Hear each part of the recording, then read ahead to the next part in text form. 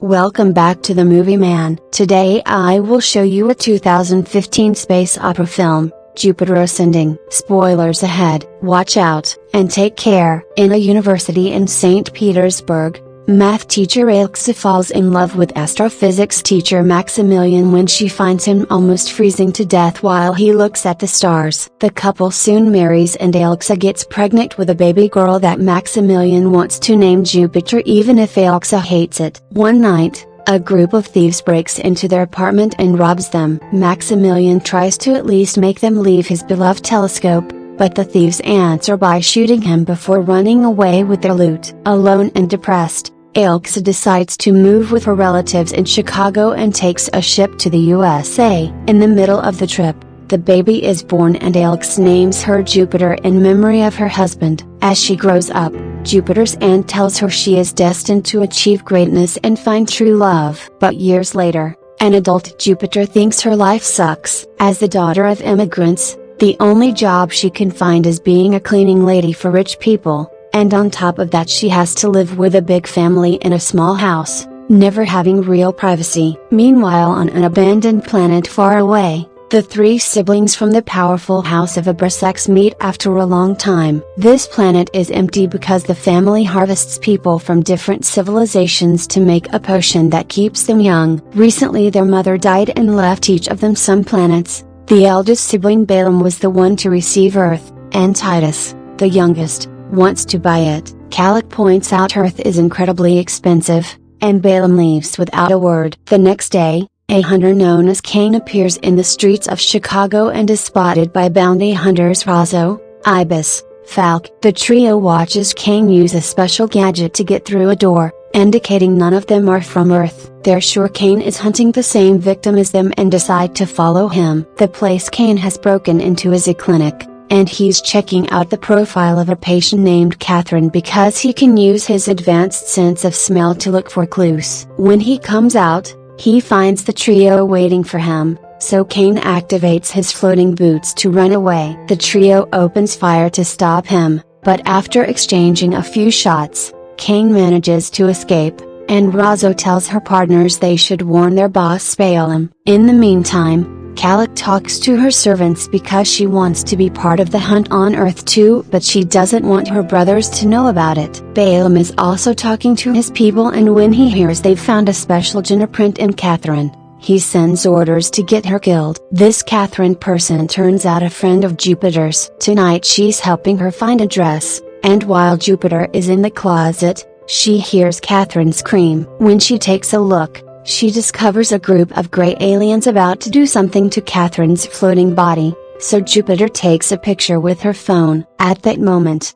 her phone rings and gets the attention of the aliens, who immediately knock both humans out. A moment later, the women wake up without remembering what happened. In the evening, Jupiter has dinner with her family, and her cousin Vasily gives everyone their next cleaning jobs. Jupiter asks if she can borrow some money because she's dreaming about having a telescope like her dad's, but Vasily tells her she needs to save on her own. Later in private, cousin Vlady convinces Jupiter to sell her eggs for money, and he gets a percentage for the sale. The next day, Jupiter goes to the clinic using Catherine's name. While she's fooling around on her phone, she finds the picture she took of the aliens. Before she can do anything about it, the doctor calls her to the surgery room. While the nurses get her ready, Jupiter begins feeling something's wrong and wants to get out, but her body suddenly starts floating. It turns out the whole staff is actually aliens, and when they check her DNA they confirm she's the one with a special geneprint. The confusion came from the mixed names. The aliens intend to kill her,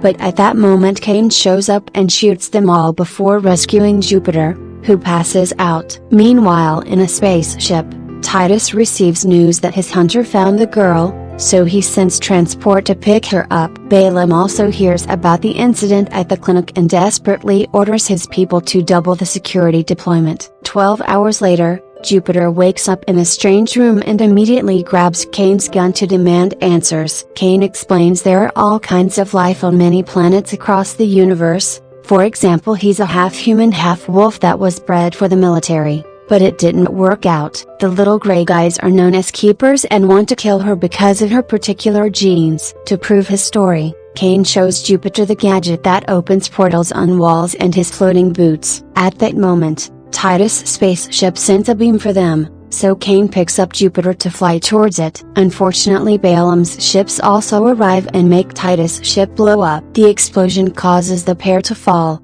but Kane acts quickly and catches Jupiter. Before he begins flying away, a chase begins through Chicago as the enemy ships shoot at Kane, hitting various buildings and cars in the way. Kane takes them to a bridge, under which he hid a shuttle he stole from the enemy. Now they're safe inside this shuttle. Kane can fire back and even hide underwater when necessary. He's a good pilot, but the shuttle still receives lots of damage and Kane has to jump out with Jupiter before it explodes. At least they land safely thanks to the boots. The next morning, Kane steals a car and drags Jupiter with him as she demands more answers. Kane explains that they're tangled in a war within the Abrasax family, one of the most powerful dynasties in the universe. In fact, they're so powerful that they're already rebuilding all the places their fight destructed, and the keepers will erase everyone's memories like they did to Jupiter the other day. Kane only knows Titus wants Jupiter to be taken to his ship, and that Balaam wants her dead. Speaking of Balaam, he uses a hologram to inspect the keeper's memory of the clinic incident and tells Jupiter that sometimes he misses her. Then he reminds his guards that'll kill anyone who makes another mistake. A few hours later, Jupiter and Kane arrive at the house of Stinger, a friend of Kane's. Stinger used to be a marshal for the Aegis, a team that functions as space cops. As soon as Stinger sees Kane, he begins attacking him because he doesn't want to be dragged back into his old life. The fight is suddenly interrupted when a bunch of bees begins surrounding Jupiter, moving along the movement of her hands. When Stinger notices this, he immediately kneels and calls Jupiter Your Majesty because bees are capable of recognizing royalty. Then everyone is invited inside and Stinger cures Kane's wounds with an instant spray while revealing Kane used to have wings and he lost them when he was court-martialed. Jupiter gets a call from Blady and while she takes it, Kane explains to Stinger that he didn't know she was royalty. Titus only promised to pay him with new wings. Moments later, Stinger explains he's managed to contact the Aegis and they'll come to pick them up tomorrow. While Kane gets armed with Stinger's collection of weapons, Stinger tells Jupiter that Kane got court-martialed because he bit an elite person, and since Kane had been under his command at the time, Stinger got fired too. He also tells Jupiter that humans aren't native to Earth. It was the Abrasax industries that killed all the dinosaurs and filled the planet with people to be harvested later. Before Jupiter can ask what harvesting is about, Kane informs them the trio of bounty hunters and many keepers are outside. Kane stays behind fighting with both guns and his fists while Stinger runs with Jupiter, but he has to open fire as well when they're surrounded. Falk finds them and pushes Stinger back with a shockwave, but when he tries to get Jupiter, the bees come to her defense. Jupiter runs to hide in the cornfield, but Falk catches up to her and knocks her out with another shockwave. The keepers approach Jupiter to kill her, but at that moment Rosso and Ibis show up and betray Falk, killing him and the keepers before taking Jupiter into their ship. Kane finishes off his opponents and rushes out of the house just in time to jump onto the ship undetected. Some hours later, the hunter's ship arrives at an alien city, and Kane jumps off the ship before he can be seen. The hunters sell Jupiter to Calix's people, who pay better than Balaam. When Jupiter wakes up, she finds herself in a fancy dress inside a strange room. Calix comes to see her and is shocked at how much Jupiter looks like her dead mother. To prove her point, Calix takes Jupiter to see a statue that looks exactly like her, revealing that Jupiter's the reincarnation of Calix's mother, who had been 90,000 years old and got murdered. While Kane sneaks into the mansion and follows his nose to find Jupiter, he's found by the guards, and he fights them through the corridors. Calix shows Jupiter a special pool with water that makes her look young even if she's actually 14,004. Like and subscribe may look simple for you, but for us it's very valuable. Please like, subscribe, and press the bell icon for the latest notifications. Thank you for your support. This is the potion the siblings grow by harvesting people's lives. but Calic doesn't say it directly. She explains to Jupiter that her mother owned Earth, and since Jupiter's her reincarnation, she can claim the planet for herself and join the rich life. Their conversation is interrupted by Cain, who tries to take Jupiter away, but Jupiter trusts Calic and accepts to wait for the Aegis to arrive. In the meantime, Balaam kills the general that failed to get Jupiter again and sends a new soldier known as Gregan after her. A few moments later, Aegis Captain Singh arrives together with Stinger and promises to escort Jupiter to the Commonwealth Ministry on Uranus. After Jupiter changes into more comfortable clothes,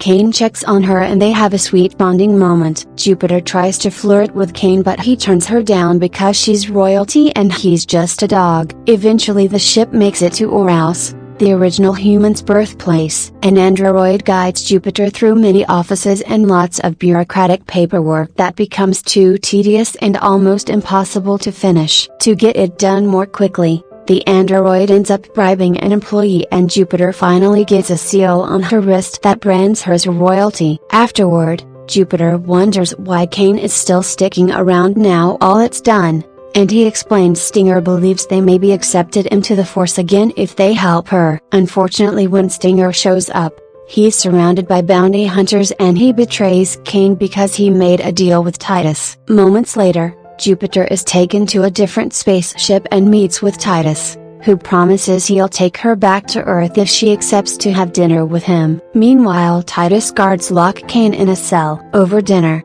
Jupiter asks about Cain, and Titus tells her he sent him back to his homeland. He also explains Calic lied to her and finally tells Jupiter that the youth potion is made out of human lives. As he shows her his stash of potion bottles, Titus explains his mother changed her mind about the harvesting and intended to end the business. That's why she was murdered. Titus pretends he never made potions. He only rescued these bottles because he intends to finish his mother's goals. Jupiter believes him, but when Titus asks her to marry him in order to work together against his siblings, she hesitates. Meanwhile, Stinger gets in contact with Titus guards to finish their deal. After they hang up, it's revealed Stinger was captured by Tsing and that she made him call to trace the ship's location. Cain is taken to see Titus and calls him out for lying to him. Titus explains lies are simply necessary to survive. He plans to marry Jupiter and then kill her so he can get Earth for himself. At that moment,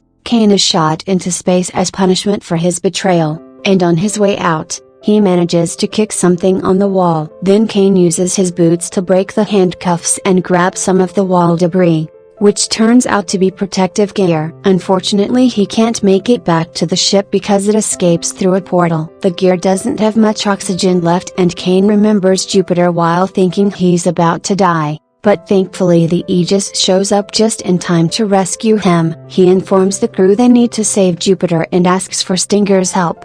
So Stinger gets the chance to explain he only betrayed them because Titus promised a cure for his sick daughter, otherwise he's on Aegis' side. Back on Earth, Jupiter's family is worried about her and yells at Vladi for having lost her to a suspicious clinic. At that moment, Gregan breaks through the ceiling and captures them all. Sometime later, Jupiter confesses she's unsure about the wedding and asks to see Cain. Titus tells her Cain left because he attacked people again, then points out the wedding is just a contract to protect the innocent. He also shows her that he had prepared a rite of pardon for Cain and didn't use it just because Cain betrayed him. Convinced of Tritus' good intentions, Jupiter accepts to marry him. A few hours later, Jupiter is put in a beautiful dress and taken to the ceremony. Outside, Titus' fleet surrounds the ship to defend it against the incoming attack from Aegis. Cain and Stinger are still excellent pilots and fight fiercely against the enemy while Jupiter hesitates at the altar. She barely finishes her vows, and when a symbolic ring is about to be printed on her finger, she tries to take her hand back as she hears the noises of the battle. Titus forces her hand back in place, but at that moment, Cain breaks into the room and points his gun at Titus as he tells Jupiter the truth. He wants to kill Titus, but Jupiter just asks him to take her away. The Aegis ship takes Jupiter away and she takes the chance to give Cain the pardon she stole from Titus. Cain wants to bond with her more, but Jupiter doesn't want anything else to do with this. Moments later they arrive on Earth and Jupiter finds her home in ruins. Gregan is there too with a bunch of Balaam's men. They explain that Jupiter must come with them to abdicate her title if she doesn't want her family to die. Singh and Cain think it's a trap, but Jupiter accepts to go anyway. Jupiter's taken away by Gregan in his spacecraft while Singh and Cain try to follow them on the Aegis ship. However, as soon as Gregan's craft crosses the portal, they close it so that the cops can't follow them. Singh has to quickly turn the ship around before they get caught in a dangerous storm. This storm surrounds Balaam's dominion and Cain is hesitant to act,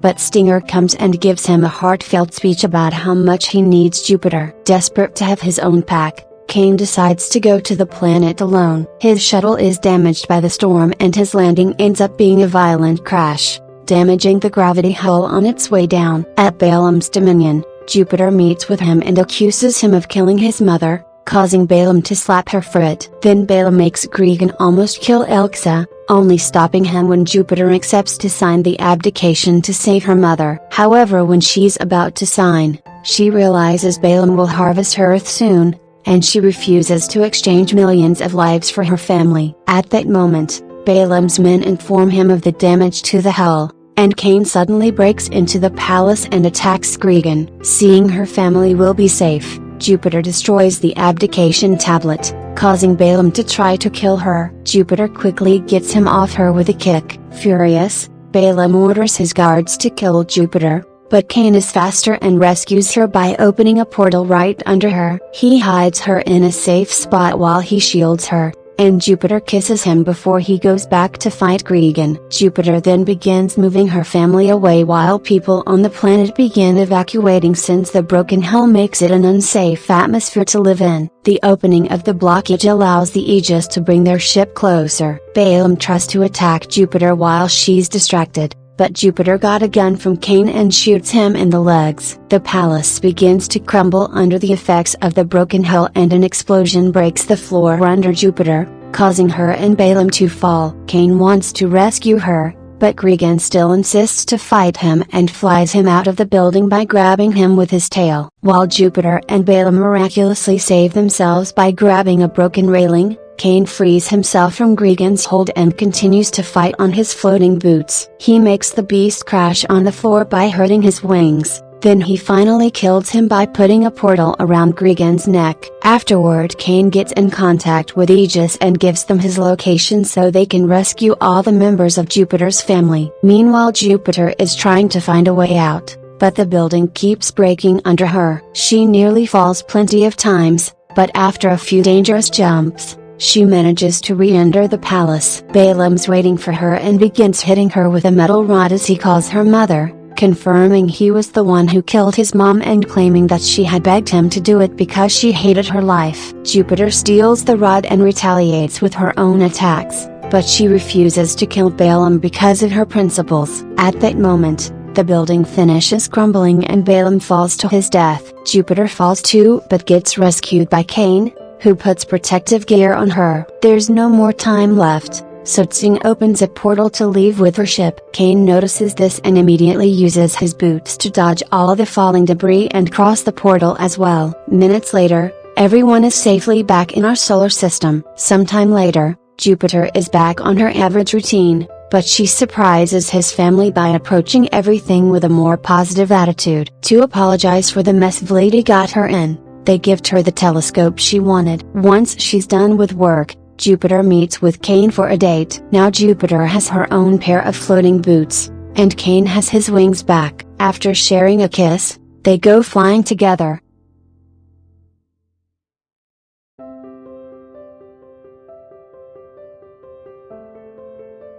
That was all of the video. I hope you enjoyed it. Thanks for watching.